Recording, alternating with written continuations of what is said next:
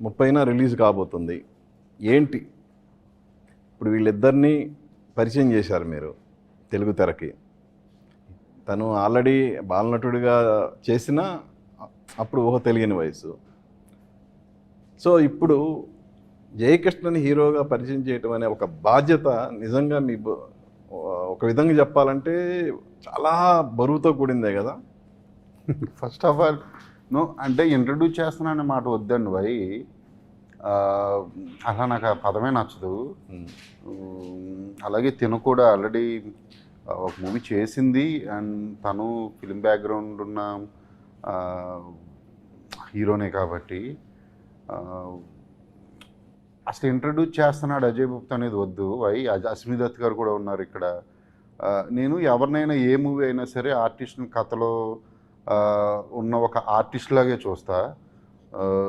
So నాకు day 1 నుంచి కూడా నాకు ఎప్పుడు అంటే ఫ్రీ హ్యాండ్ ఇవ్వడం, ఆ మేకింగ్లో కానివ్వండి, నాకు దత్ గారు వీళ్ళందరూ నాకు ఎప్పుడు పెద్ద కష్టం అనిపించలేదు. ఫస్ట్ ఆఫ్ ఆల్ నేను RX100 తీసుకొచ్చాను కాబట్టి నాకు ఆల్రెడీ అలవాటు ఉంది కాబట్టి కొత్త వాళ్ళని ఎలా డీల్ చేయాలో. నేను సో మెనీ న్యూ ఆర్టిస్టులతో పనిచేస్తూ ఉంటాను, ఎవ్రీ మూవీ న్యూ టెక్నీషియన్లతో పనిచేస్తూ ఉంటాను.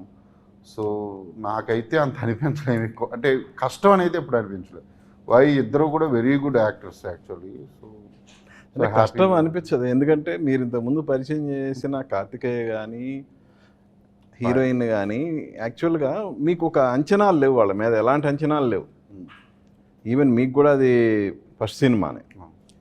సో ఫ్రీ హ్యాండ్గా చేసుకుంటూ వెళ్ళారు. బట్ ఇక్కడికి వచ్చేతలకి 2 ఫ్యామిలీస్, అటు రాషా వాళ్ళ మదరు పద్మశ్రీ, ఇక ఇటువైపు చూస్తే అసలు మామూలు కాదు, ఒక లెజెండరీ యాక్టర్ కృష్ణ గారి మనవడు, అలాగే సూపర్ స్టార్ మహేష్ బాబుకి తర్వాత ఆ తరంలో వస్తున్న హీరో.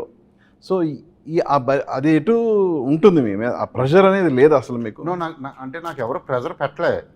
నాకు ఇటు రాషా వాళ్ళ సైడ్ నుంచి కూడా నాకు ఎప్పుడు ఎవరు నాకు అడగడం కానీ ఏది లేదు. నేను రవీణ గారితో 2-3 సార్లు మాట్లాడాను, చాలాసార్లు సెట్కి వచ్చారు, కానీ ఎప్పుడు అసలు నన్ను అంటే అడగడం కానీ ఏది లేదు, ఎప్పుడు ఇన్వాల్వ్ అవ్వలే. అలాగే జేక్స్ వాళ్ళ ఫ్యామిలీ నుంచి కానీ నేను మహేష్ గారితో ఒక 2 సార్లు మాట్లాడాను అండ్ ఆదిశేషగిరిరావు గారితో అప్పుడప్పుడు కలుస్తూ ఉంటాను తప్ప నాకు ప్రెజర్ అసలు నాకు ఎవరు ఇవ్వలేదు.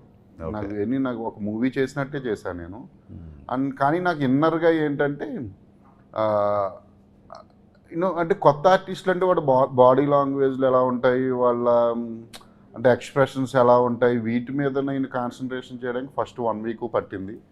దాని తర్వాత అలవాటు అయిపోయిన తర్వాత నేను వెరీ ఈజీ. ఓకే.